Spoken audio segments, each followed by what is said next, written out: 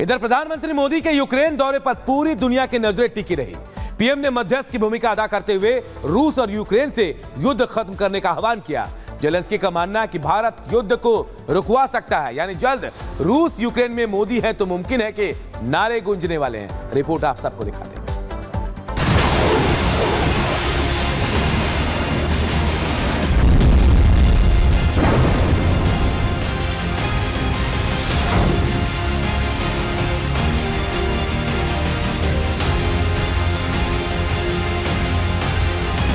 जंग तबाही और बर्बादी के अलावा कुछ नहीं देती। यूक्रेन पिछले 2.5 सालों से एक अंतहीन लड़ाई लड़ रहा है। इन 2.5 सालों में यूक्रेन के लोगों ने अपना घर खोया, अपनी जमीन खोई, अपने करीबियों को खो दिया।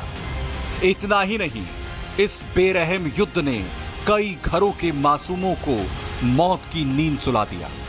वो मासूम जिन्हें जंग का मतलब तक नहीं पता था, वो मासूम जो दूध मुहे थे, वो मासूम जो आगे चलकर कुछ बनना चाहते थे। इस जंग के बीच जब प्रधानमंत्री नरेंद्र मोदी कीव की धरती पर पहुंचे तो यूक्रेन के लोगों की आंखों में एक उम्मीद नजर आई। यूक्रेन के लोगों को मोदी में एक राष्ट्राध्यक्ष नहीं बल्कि एक शांति दूत की छवि दिखी। यूक्रेनी राष्ट्रपति वोलोदिमीर जेलेंस्की भी जब प्रधानमंत्री मोदी से मिले तो उनकी आंखों में भी एक उम्मीद भरा सवाल था कि क्या इस युद्ध को रोका जा सकता है। जेलेंस्की जिस मानवता और आत्मीयता की तलाश में थे वो उन्हें मोदी से मिली।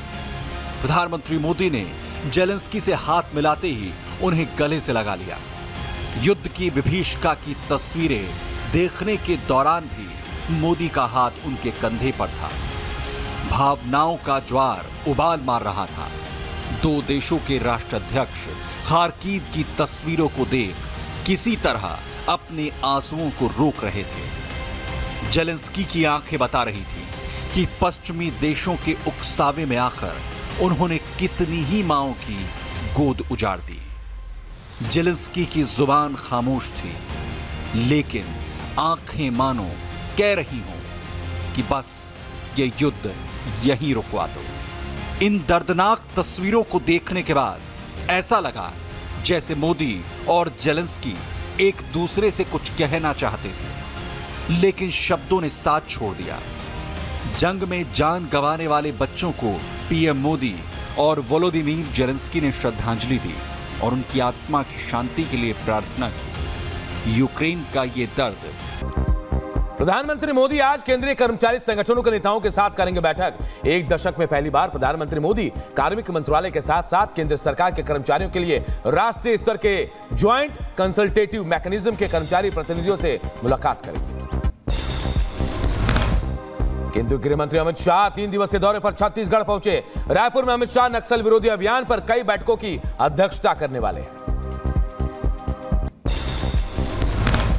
नक्सल प्रभावित 7 राज्यों के मुख्य सचिव, डीजीपी और अधिकारियों के साथ 3 अलग अलग बैठक लेंगे अमित शाह। इसमें छत्तीसगढ़, आंध्र प्रदेश, झारखंड, केरल, मध्य प्रदेश, महाराष्ट्र, उड़ीसा, तेलंगाना और पश्चिम बंगाल के पुलिस प्रमुखों के शामिल होने की संभावना है।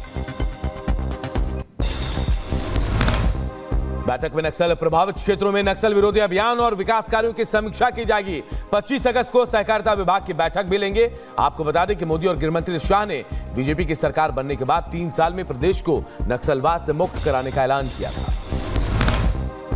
छत्तीसगढ़ दौरे को लेकर गृह मंत्री अमित शाह ने ट्वीट किया, कहा पीएम मोदी के नेतृत्व में केंद्र सरकार और छत्तीसगढ़ की बीजेपी सरकार नक्सलवाद के समूल नाश के लिए संकल्पबद्ध है।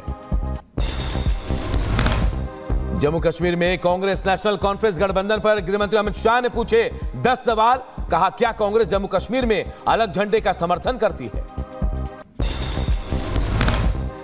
जम्मू कश्मीर में कांग्रेस एनसी गठबंधन पर अमित शाह का हमला। कहा, सत्ता के लालच में बार बार देश की एकता और सुरक्षा के साथ खेलने वाली कांग्रेस पार्टी ने जम्मू कश्मीर चुनाव में एनसी के साथ गठबंधन करके अपने मंसूबों को देश के सामने रखा है।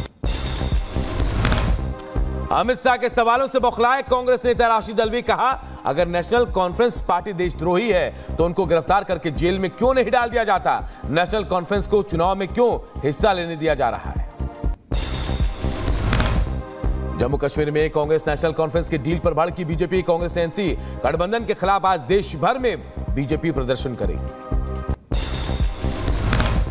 जम्मू कश्मीर में चुनावी सरगर्मी तेज। जम्मू कश्मीर चुनाव को लेकर बीजेपी ने पहले दौर की बैठक की। गृह मंत्री अमित शाह को 60 से अधिक सीटों के लिए संभावित उम्मीदवारों के बारे में जानकारी दी गई है।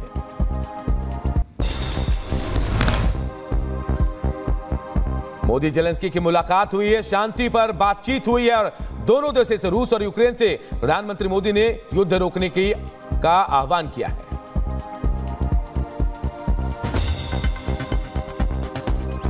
राष्ट्रपति जेलेंस्की से मुलाकात के बाद पीएम मोदी ने किया पोस्ट। भारतीय जानते हैं, यूक्रेन के लोग भी भली भांति जानते हैं कि शांति के हर प्रयास में भारत का सक्रिय योगदान रहा है और आप भली भांति जानते हैं कि हमारा अप्रोच पीपल सेंट्रिक रहा है।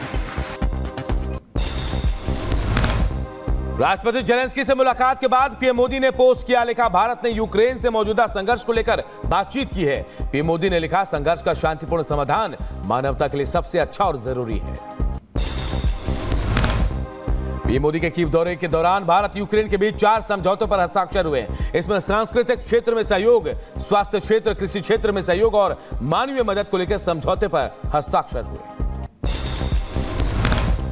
पीएम मोदी से मुलाकात के बाद राष्ट्रपति जेलेंस्की ने कहा कि भारत संघर्ष रोकने में अपनी भूमिका निभाएगा। भारत एक बड़ा देश है और उसका बड़ा प्रभाव है। भारत पुतिन को रोक सकता है, उनकी अर्थव्यवस्था को रोक सकता है।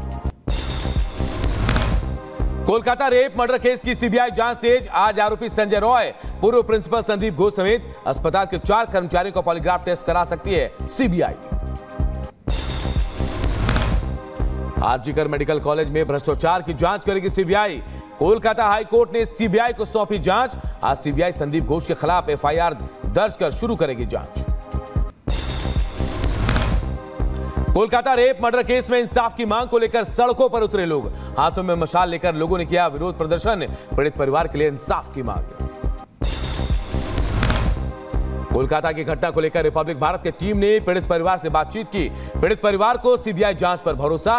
पीड़ित के पिता बोले, सीबीआई अपने नाम के अनुसार काम करे ताकि जल्दी हमें न्याय मिले। कोलकाता रेप मर्डर मामले में आरोपी संजय रॉय की बहन का बड़ा बयान सामने आया। आरोपी की बहन बोली, 17 साल से भाई से नहीं हुई बातचीत, अगर गलत किया है तो सरकार की हर सजा मंजूर है। कोलकाता की घटना को लेकर देश भर में विरोध प्रदर्शन जारी। यूपी के शाहजहांपुर में घटना के विरोध में विश्व हिंदू परिषद और दुर्गा वाहिनी ने बंगाल सरकार का पुतला फूंका। ममता सरकार को बर्खास्त करने की मांग। बांग्लादेश में हिंदुओं पर हो रहे अत्याचार के खिलाफ देश में जबरदस्त गुस्सा। यूपी के सीतापुर में लोगों ने निकाला शांति मार्च। हिंदुवादी संगठनों ने सड़कों पर किया विरोध प्रदर्शन। यूपी पुलिस भर्ती परीक्षा का आज दूसरा दिन। परीक्षा केंद्रों पर पुलिस का सख्त पहरा। नकल मुक्त परीक्षा के लिए यूपी पुलिस ने किए हैं कड़े इंतजाम। लखनऊ में पेपर लीक की अफवाह फैलाने पर सपा के पूर्व मंत्री यासर शाह के खिलाफ पुलिस ने दर्ज किया केस। अफवाह को लेकर सपा के पूर्व मंत्री जल्द उससे पूछताछ कर सकती है पुलिस। यूपी पुलिस भर्ती परीक्षा को लेकर योगी सरकार की तैयारियों से अभ्यर्थी खुश। परीक्षा केंद्रों तक पहुंचने के लिए फ्री बस सेवा का लाभ ले रहे अभ्यर्थी। निष्पक्ष और कदाचार मुक्त परीक्षा के आयोजन को लेकर सीएम योगी को दे रहे हैं धन्यवाद। यूपी के सोनभद्र में पुलिस भर्ती परीक्षा के लिए आए अभ्यर्थियों को परेशानी हुई। सोनभद्र में बस की उचित